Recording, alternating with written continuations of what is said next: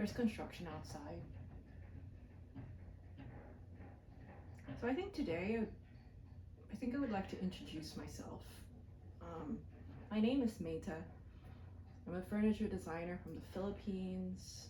Primarily, I work with the raw material called capiz and mother of pearl. And yes, I've been in the industry for nearly 3 years now in terms of the company that I established, but I've hit a point where I have no plan ahead. I usually plan things down to the very, to the finest details. But now, I don't know where I'm going. I don't know creatively where I even want to head. And to be honest, I feel more compelled now than ever to push through with something, to push through with Senseware, which is the name of my company. But it's a bit empty up here. And it's not a bad thing. It's pretty good actually, but I think I owe it up to myself to document the entire process, to see things through, and to look back at this time, because I have a good feeling that something good would come out, to just document this entire process from start till finish. We are entering phase 4 of Senseware, which is, I think I call it the unknown, or the unknown phase, because I feel like I'm at the corner of a breakthrough. I feel like I am going to break through. I don't know how I'm going to get there. I don't know how I'm going to do it, but it's interesting. It's interesting to see things through. I've done so in the past, but this time I'm willing to take risky measures. It's not even risky, it's just more creative risk. I'm getting sick of the look that I've created, the way that I pigeonholed myself through my design. I mean, to be fair, it was great for when I had done it, because I was afraid of a lot of things. But now, fuck, I'm not even afraid of anything. I'm willing to give everything a go. Under the sun, under the skies, under the stars, let's give it a go. But my God, is it painful.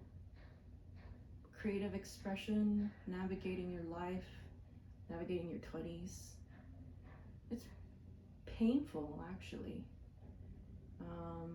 I feel like I'm also in an eternal summer madness. A lot of things that I wished that would have happened last year, even this year, all the plans that I had just fell right through my fingers. And like I said, I have just now that all of the plans I've had just broke into pieces, I'm walking in this blindly. I'm willing. It's not even willing. I'm just willing to free fall my way into this creative process. To just see myself at the end of this, and to just say, well, I'm glad that you gone did it. Your intuition was right. So I'm documenting the entire process. So, moving on to a different angle, I want to talk about some inspiration, things that I've been loving. I'm really sitting down and intentionally channeling, funneling in anything that I can. I'm sponging in, if that's the word. I'm sponging in,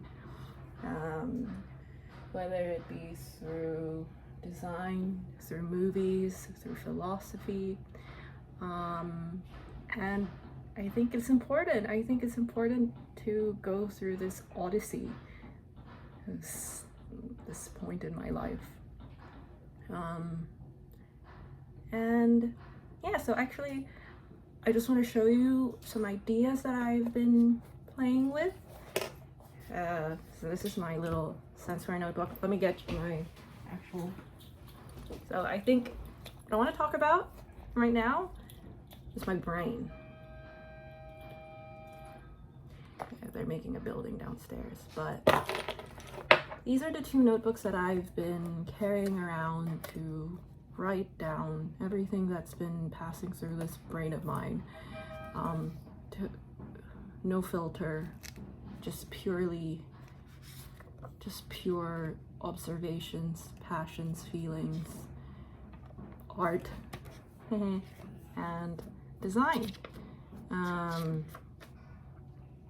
So I talked about what was my plan for the year, which is basically to free fall, to not know where I'm going and to just see where I land, whatever this odyssey. My business card that I did, and some cute concepts that I did. And here is my Hobonichi. I've been using Hobonichi since 2020, but this time I'm using it more like a journal. I'm writing down everything that has, happened throughout the day. I'm really taking track of time here. I'm really documenting this time wisely. I really don't want it to, I feel like it's precious time, and I think it is just, it's true though, like this time will pass by in a heartbeat. And I know that, I've seen that after how many years have I been documenting my life, but sometimes I don't keep it as a proper habit. Like sometimes I do it for 1 month and then I forget to do it for 3-4 months, leaving a book entirely empty sometimes. But this time around, I'm going to put myself into the habit of at least writing this entire year down, and to also document, because I also want to see this through as a visual diary, and that's going to be very interesting. I think that is one method that I am really going to discipline myself in, which is documentation. And this is the first place that I would most likely, other than my Instagram, this is probably the larger format visual diary that would really house the documentation process of my creative expression, my creative journey, my creative odyssey. And let's just give it a go. I think at this point in time, it's just worth it to give it a go. Now I'm keeping things very simple. I'm limiting the amount of inspiration ideas into physical text, specifically biographies and just physical bodies of work of people that I'm inspired by. So here I have two designers who I really like, Isamu Noguchi and Miguel Mila. I recently went to Hong Kong and visited Ian Pei's exhibit, and I was really inspired by his work. So I bought the book, and I don't know how I'm going to channel a lot of these inspirations, but it's going to be worthwhile. I think the reason why I am very drawn specifically to Noguchi is his idea of negotiating race, labor, and nation. And through his work, you can really see how heavily influenced he is by the cultures he is a part of, whether it be where he was born or where he grew up, and the people that he was, bumping shoulders with. You can really see a very good artistic timeline.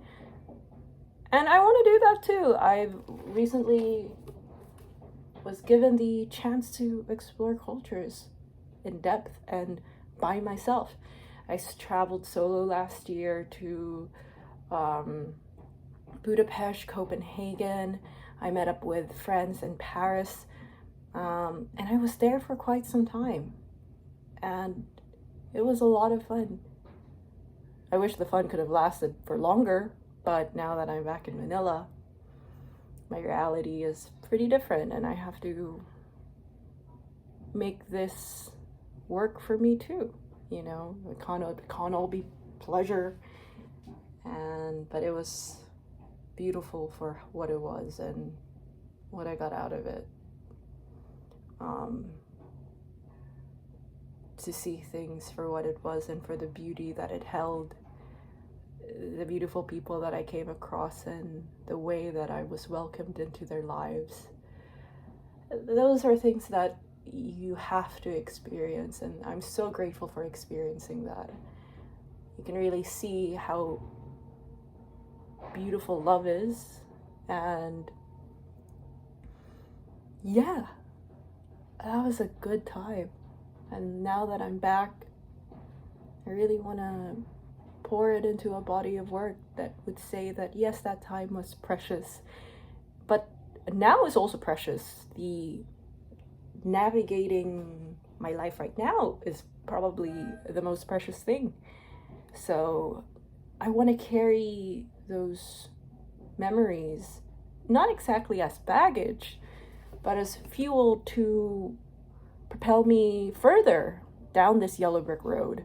I recently watched The Wiz, and it was amazing. The 1970s movie with Diana Ross, Michael Jackson, Richard Pryor. It was so good. I watched it as like during childhood, yes, but it was different watching it as an adult. You see are there four? Yeah, four characters. Dorothy, who is basically the navigator of her own consciousness.